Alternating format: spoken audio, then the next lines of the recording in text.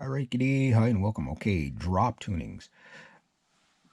Okay, so far I haven't really done a lot of outrageous drop tunings, but I have done a lot of tunings. Now, this guitar here, my Mark Holcomb guitar, I'll just give you there it is right there. Awesome guitar. Comes set up in drop C tuning, and drop C tuning is kind of one of my favorite tunings. It's kind of one of the favorite. It's kind of a lot of people's favorite default drop tuning. In the 90s, back in the 90s, here I go again, guys, with my nostalgia. Back in the 90s, most of the bands played a half step low, and or they did standard tuning with drop D, which drop C is basically the same setup as a drop D, but it's just,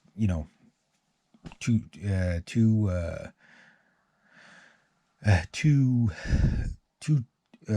half tones. Yeah, like a tone, like from standard tuning, drop C is basically a tone and a half. So basically on the E you're 3 frets down, and you're 3 frets down, and on every other string you're 2 frets down. So that's a whole tone and a half tone. So a whole step and a half step, right?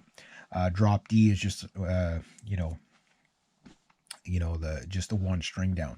But a lot of us played a half step down in standard. Like we'd tune standard and then just re-intonate the guitar as a half step down, right? So we didn't really need to change string gauges.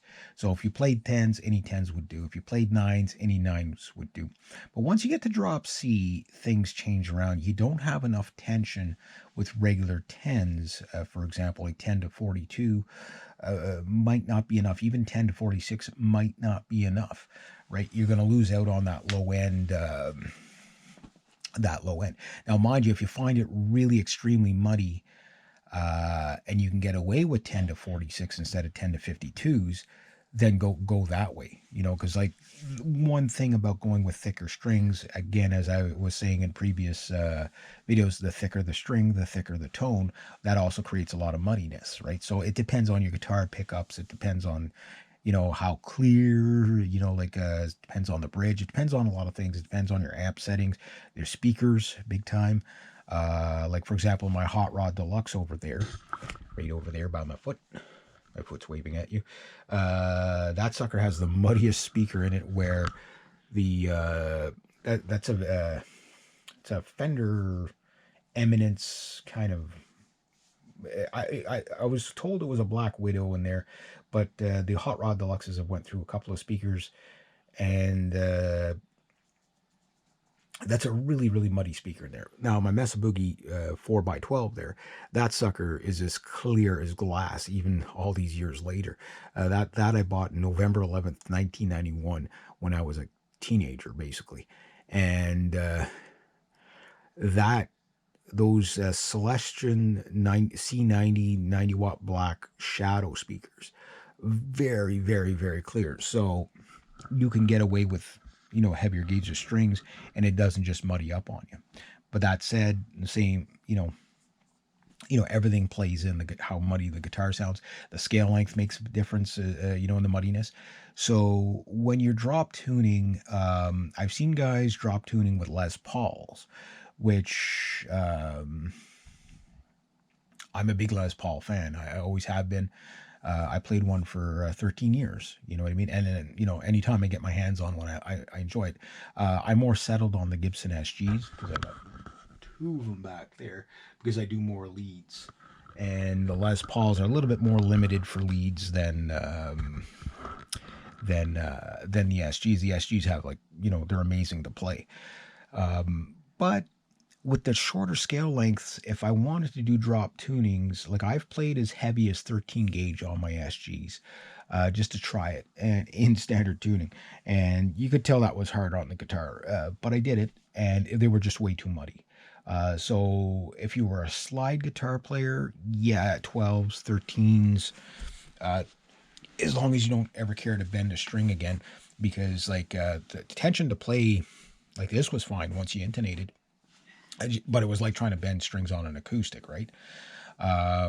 So 13s would be for like really, really, really drop tunings, but they were really muddy, because like I would put 13s on, say something with a really anemic sounding single coil, just to thicken up the guitar sound.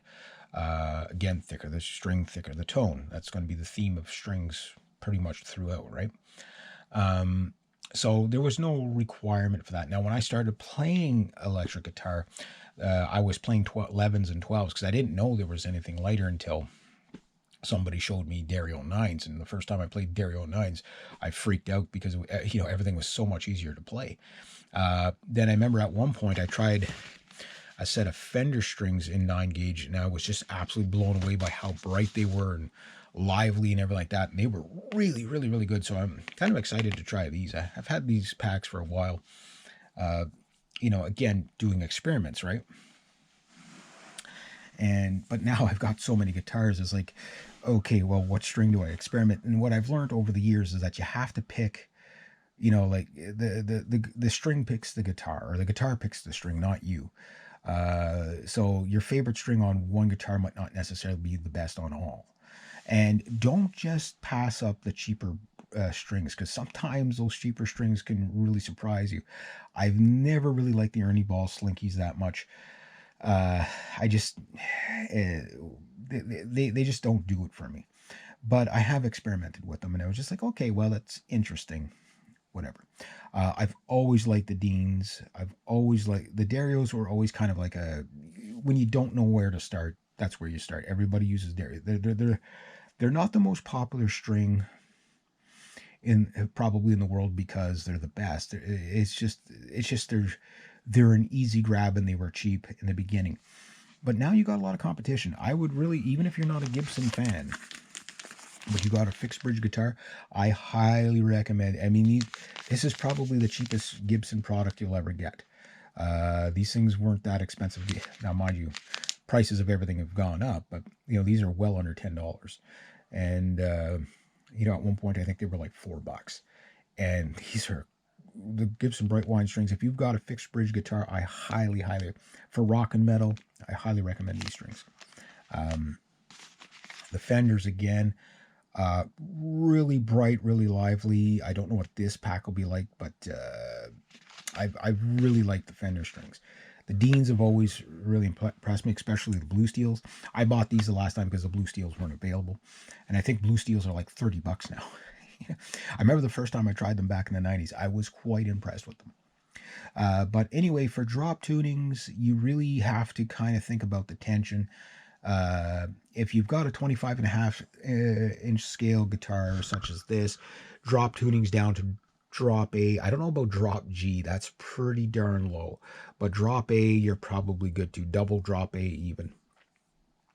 Which Mark Holcomb himself does. The highest tuning periphery uses is drop C, which this guitar is in.